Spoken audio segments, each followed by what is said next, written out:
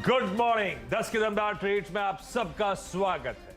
Wednesday का दिन है, कल की एक्सपायरी से पहले वाला वो इंपॉर्टेंट पेनल्टिमेट सेशन हमारे सामने, जिसमें शायद लोकल पार्टिसिपेशन थोड़ा सा ठंडा रहे, क्योंकि महाराष्ट्र को छोड़कर आज देश भर में होली का जश्न सेलिब्रेशंस हो रहे हैं।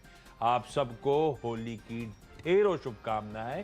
अगर अब भी आप लोग हमें देख रहे हैं तो मैं मान के चल रहा हूँ अब तक सब जा चुके होंगे खेलने के लिए, या पड़ोसी अड़ोसी आ चुके होंगे। मैं मान के चल रही हूँ सब लोग देख रहे हैं, सारे लोग वो देख रहे हैं। मान के लेके चलना चाहिए, नहीं तो हम दोनों काम ही ना करें। लेकिन एंजॉय करिए फेस्टिवल को। ट्रेड वेड हो गया हो तो उसका भी अपनी अहमियत है, लेकिन ठीक ठाक रिएक्शन है। ऐसा कोई बहुत एडवर्स रिएक्शन नहीं है, बल्कि लोग से रिकवरी कर रहे हैं। पहले मैं समझा देता हूं हुआ क्या।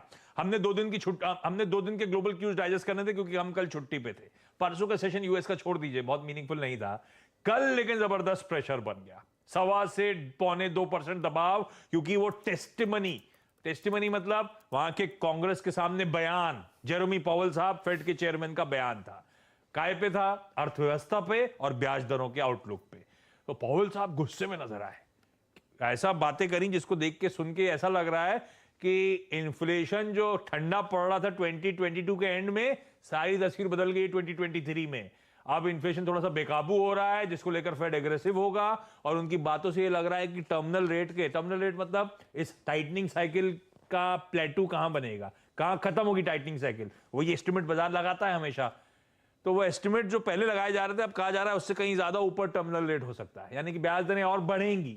और एक डर और लग गया पावेल साहब की उस कमेंट्री, बहुत डिटेल में जाऊंगा नहीं उस पर, लेकिन क्योंकि सुबह चर्चा हो चुकी है। उसमें एक इशू ये था कि 25 बेसिस पॉइंट फेड ने स्टेप डाउन करके पिछली बार दरें बढ़ाई थी। अब बातों से ऐसा लग रहा है डेटा ऐसा आया और इन्फ्लेशन का ये हॉकिशनेस कंटिन्यू हुई तो कहीं 50 की तरफ वापस ना, या 25 से ज्यादा का टोकन जेस्चर ना आ जाए। तो वो सब डर है जो यूएस को सता रहा था, और इसीलिए हम भी कमजोर खुले।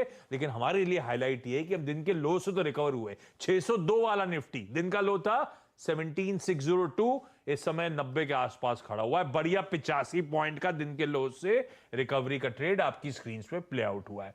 तो रिकवर कर गए, अभी भी इन रेड है, ब्रेथ बढ़िया इंप्रूव हो गई है। 45 मिनट में सारा सेशन समझ में आ जाएगा आपको, कैसे डिटोरिएटिंग ब्रेथ के साथ शुरू हुए थे हम एडवांस डिक्लाइन में, और कैसे पिक्चर अब नैरो डाउन होके 1:1 का रेशियो है एडवांस डिक्लाइन का। एक गिर रहा है तो उसके सामने एक बढ़ा हुआ है। ये है पूरा मूड का बैरोमीटर आपकी स्क्रीन पे, अब तक के 45 मिनट के सेशन का सेंटिमेंट आपकी स्क्रीन पर आता हुआ। खैर, 3 बढ़िया एक्सपर्ट्स हमारे साथ इस समय जुड़ गए हैं, जिनसे रिक्वेस्ट करी थी कुछ 10 के दमदार ट्रेड्स दें। हमने कुछ बहुत बढ़िया ट्रेड्स पिछले 2 घंटे में एंजॉय करें। अब फ्रेश ट्रेड्स की बारी है। फ्रेश ट्रेड्स पे जाऊं उससे पहले श्रीकांत के पास चला जाए। श्रीकांत जुड़ते हुए शो में।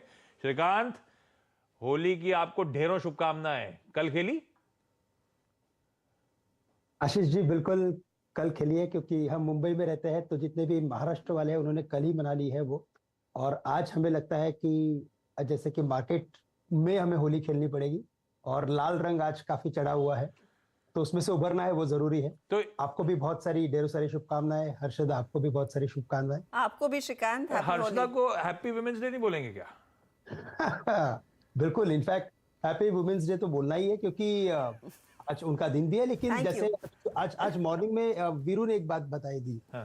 कि पूरा साल ही उनका होता है, यानी कि हर एक दिन वुमन का ही होता है। वीरू ने तो इसलिए क्योंकि छुट्टी मार रहे थे, उनसे मैंने पूछा था कि आप हमारे साथ सेलिब्रेट नहीं करोगे दिन भर क्या, तो उन्होंने डायलॉग मार दिया था। आपने भी धीरे से वो डायलॉग चिपका दिया है। अच्छा ये बताओ आशीष जी, हाँ, मैं कहूंगा कि जैसे मार्केट का मूड है देख के मुझे लगता है कि 10:30 यानी कि अपने शो के बाद मैं भी छुट्टी मार लूं।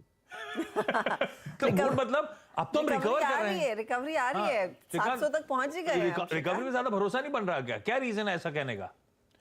नहीं, मुझे लगता है कि मार्केट में 17,800 के करीब काफी बड़ा रेजिस्टेंस है, तो 700-800 के रेंज में मुझे लगता है कि वापस मार्केट में बुकिंग बनेगी।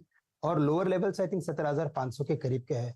तो आज मार्केट मुझे लगता है शायद काफी एक कंसोलिडेशन में रहेगा, एक ही रेंज के अंदर ट्रेड करते हुए नजर आएगा। यस, स्टॉक स्पेसिफिक एक्टिविटी हमें देखने मिलेगी, लेकिन हमें काफी चूजी रहना पड़ेगा। हाँ, तो स्टॉक